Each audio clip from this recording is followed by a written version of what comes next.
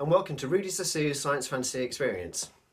And this video is dedicated to my cousin, my friend, and one of my first subscribers, Toby Marshall, because he donated one of the additions to the collection.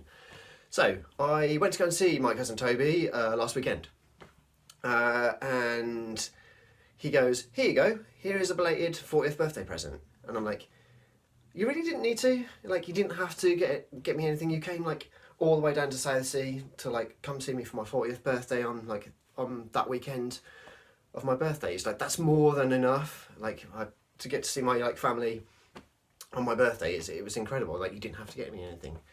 And it's like, "Yeah, I know, but I wanted to get you something. And like, I wanted to donate to the toy collection. I want you to have something donated from me in there." And I'm like, "Okay, this is like super cool."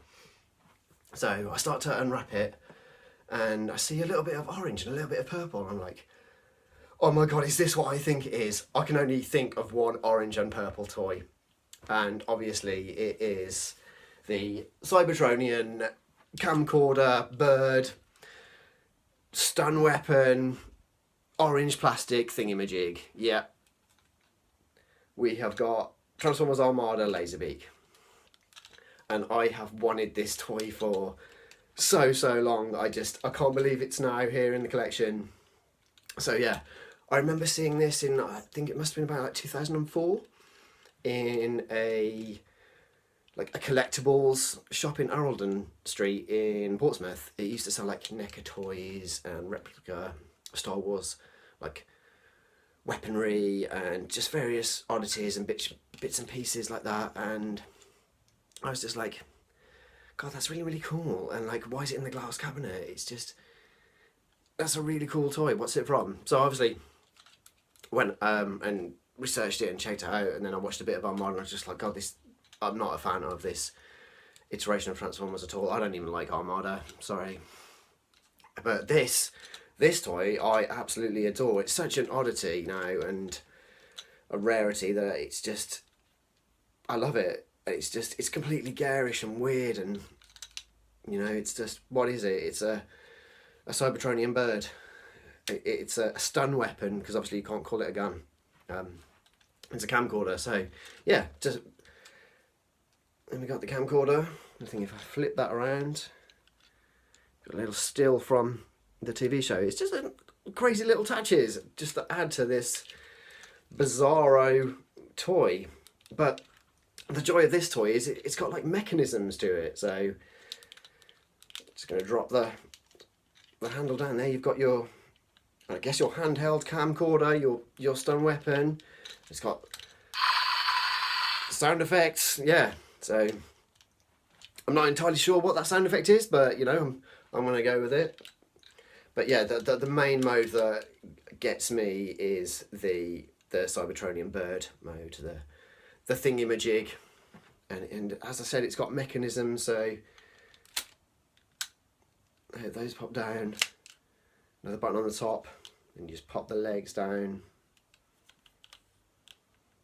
and yeah, there you have Laserbeak in his Cybertronian bird mode. And once again, it has got sound effects. Yeah, laser blasts, camera noises, bird. Yeah, just that one I'm not too sure about. Is that part of the theme tune? I don't know, but once again, it just adds to the weirdness of this toy, and it's so garish. It's going to look super cool in the collection. I'm just got to find the perfect spot for it. So thank you very much for donating this, Toby. It's incredible. So yeah, Toby and I got talking, and he was just like, "Oh, I'll take you to where I got it from." And it's a place called Galactic Attic in Cardiff. And we went in there on the Saturday afternoon and goes, "Yeah, this is where I got it from." And as I said, I wanted to show off a couple of new additions. I didn't buy this toy when I got in there. I was went back like 2 hours later after playing some video games in Kongs. But yeah, just the first time walking into that toy shop, it's the super rare feeling that you just don't get anymore. I was like I was transported back to my childhood, going into Zodiac or into Jolly Giant. It's just, there was a smell, there was a feeling, there was like an aura. You know, all these toys were vintage toys, and it just, you kind of don't get that in when you walk into Smyths or the Entertainer. You especially didn't get it when you walked into Toys R Us.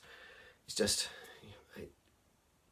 it evoked so much nostalgia, and it just, there was stuff in damaged boxes, there was stuff in glass cabinets, there was toys that you could touch and feel, and there was just a variety of stuff. There was G.I. Joes, there was Action Force, there was Action Man, there was early 90s Lego, there was Thunderbirds, there was Transformers Energon figures, there was a couple of G1 bits, there was Masters of the Universe, and it was a really cool place. And the guy Spiro was just such a really cool guy, and he was just like, oh, what are you into? I've got loads more downstairs. I'm just like, I don't know, I'm like pretty overwhelmed at the moment, mate. But I have got my eye on Beverly Crusher.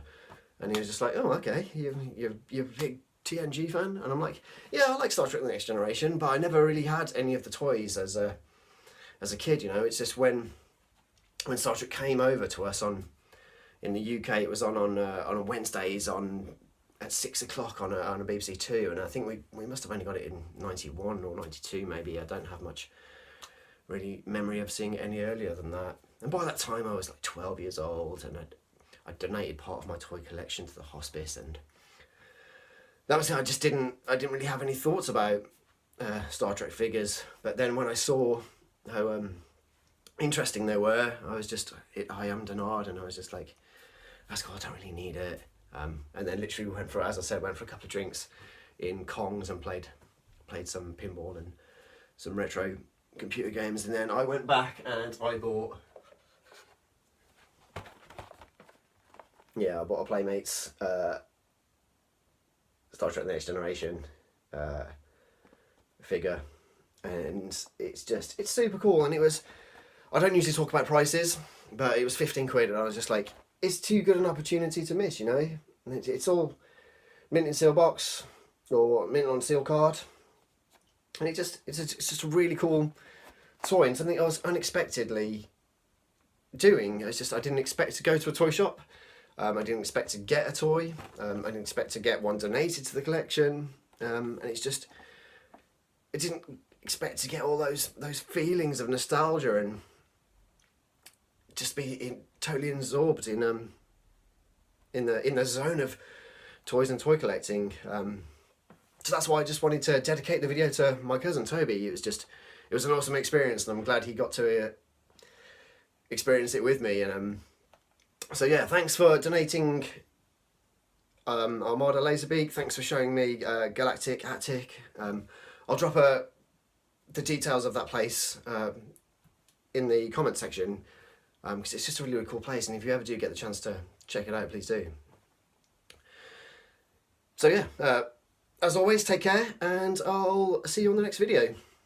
Thanks. Bye.